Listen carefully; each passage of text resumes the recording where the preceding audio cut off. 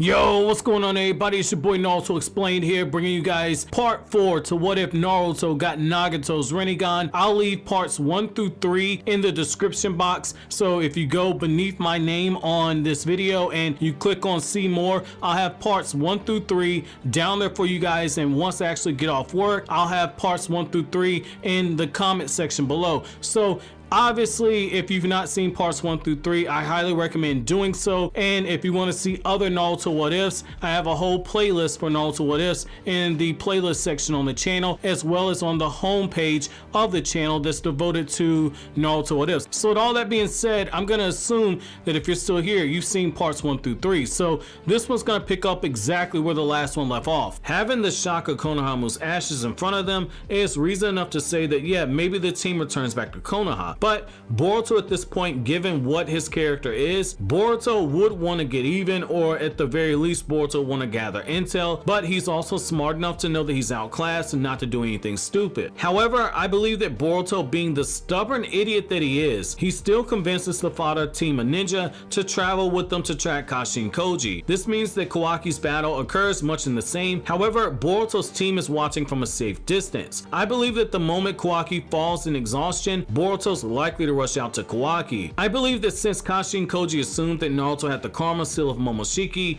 and was manufacturing an escape for Kawaki, as we learn in the latest Boruto chapter, I believe that the goal of Kashin Koji and Amano was to have Kawaki somehow end up in Konoha. It's for this reason I think that Koji tells Delta to stand down. However, even if Code from Kara, through as of now unknown means, was able to check and confirm that Sasuke had the karma seal, like we know he said that he checked Sasuke in the manga and never actually saw karma on him. However he did that, he'd be able to confirm that Sasuke had karma. I believe that this still holds true given the fact that Kashin Koji will want to get Kawaki to Konoha and Sasuke will have the other karma seal. Why, we still don't know yet because the manga's still fleshing this point out, but I'm gonna go ahead and move on to the next part in the timeline. This means that Boruto takes Kawaki to Konoha armed with only the intel that Kara views him as being a vessel and that Konohamaru died on a mission because of a Kara member. After Konohamaru's ashes are buried, Naruto likely has Sasuke called back to the village if he hasn't already returned. Naruto would have another threat on his hands, one that needs to be addressed. You have to remember that even though Naruto has a Rinnegan right now, in this timeline, Shojoji never would have talked about Kara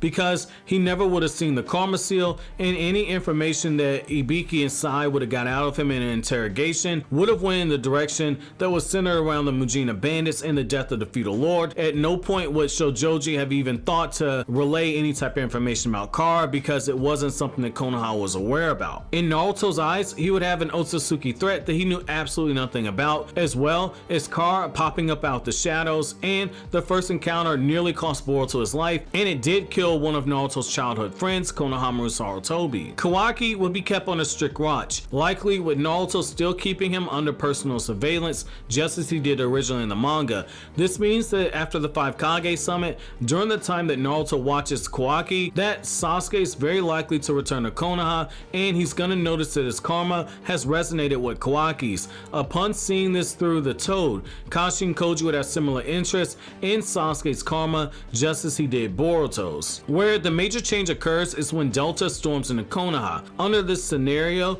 Delta is very likely to fight Sasuke instead of Naruto. Sasuke would see this as an opportunity to test the extent of his EMS as well as the power up that karma gives him. And I believe that EMS Sasuke with the karma boost is more than enough to bully Delta in submission. However, the moment that Delta's eye beam jutsu is used, I believe that Naruto could potentially step in and then things take a turn for the darker for Delta. Naruto and Sasuke would effortlessly take her down as they double team Delta. Delta would find herself being double penetrated as Naruto's Rasengan ball slapped into her from behind and Sasuke's Chidori or Chidori spear ripped through her body from the front. While the goal would have been to ideally capture Delta alive, given what we know about Kara, in particular when it comes to Delta, this wouldn't have been an option. The moment that she's defeated, her body would have self-destructed. Now, this also leads to yet another major change. Delta will be able to confirm with Jigen that Sasuke has the karma seal, and Jigen's radar will be fixed on Sasuke as well.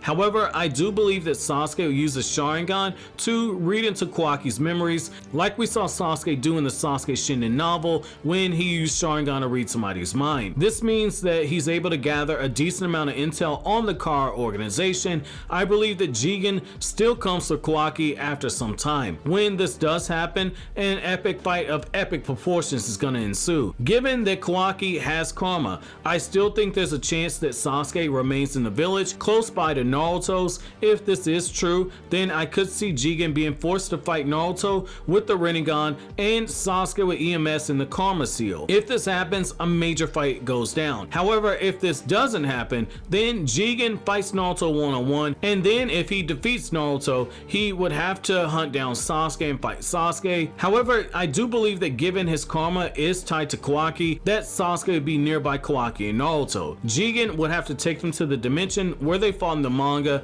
and things would get really interesting here. Jigen in his base was already pretty strong, but before the fight with Naruto and Sasuke in the manga, Jigen, on top of having an Otsutsuki transformation, which we know gives him an amazing boost in power, he also absorbed chakra from the Jubi. Naruto and Sasuke was still going to the avatars. Sasuke with his karma infused perfect Susanoo, which would be significantly stronger due to the fact that it has the karma seal. Naruto would also go into his QB avatar. However, these versions of Naruto and Sasuke, I believe they would put up a better fight than their manga counterparts, especially given the fact that Naruto would be able to spam the basic Rinnegan jutsu, i.e. the different 6 paths of pain jutsu, like the Deva path and the Astra path, as well as be able to use them in conjunction with his QB avatar, which we do know is something that can happen given the fact that Naruto formed a Rasengan while in his QB avatar form.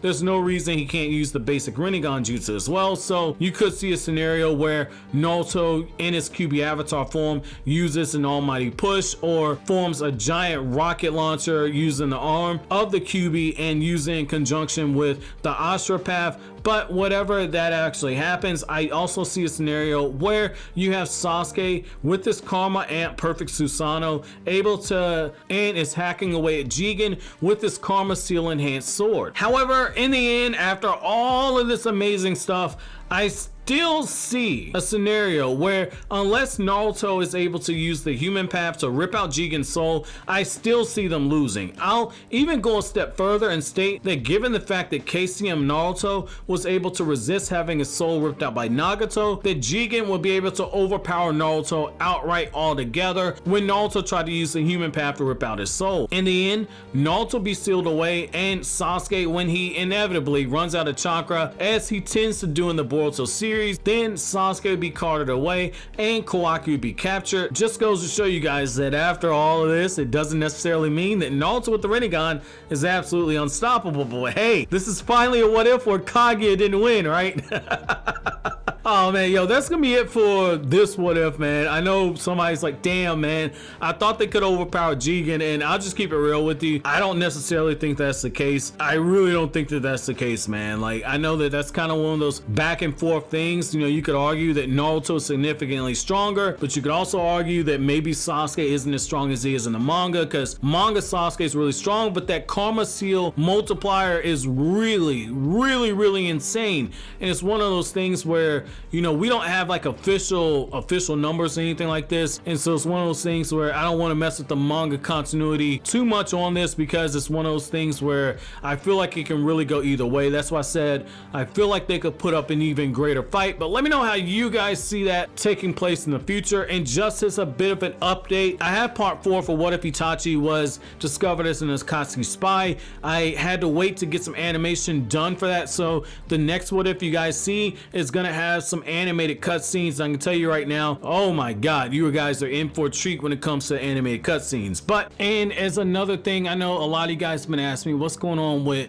Naruto learning the 8 inner gates. Where's that video at? Where are some of the other videos that you promised, like say the Kakashi Retsuden stuff and talking about Naruto Retsuden? And the one thing that I can definitely tell you guys is that I have some really talented editors who are working on videos for those series for me, and so I want to wait until I get get more of those actual videos done before I actually put them up. I have probably about 7 or 8 videos on Kakashi Redsden that are done. We're probably about halfway done with covering that actual novel, so I say just be patient on that because that is coming. And when it comes to other what ifs, I might start releasing some of those what ifs I've had done. I really just want to wait and hold on to the content that I'm paying to have people edit, because the quality, I can't stress this enough, the quality is going to be really good, and it's kind of like that point of no return, because I know that my editing leaves something to be desired. I'm still learning as far as my editing, so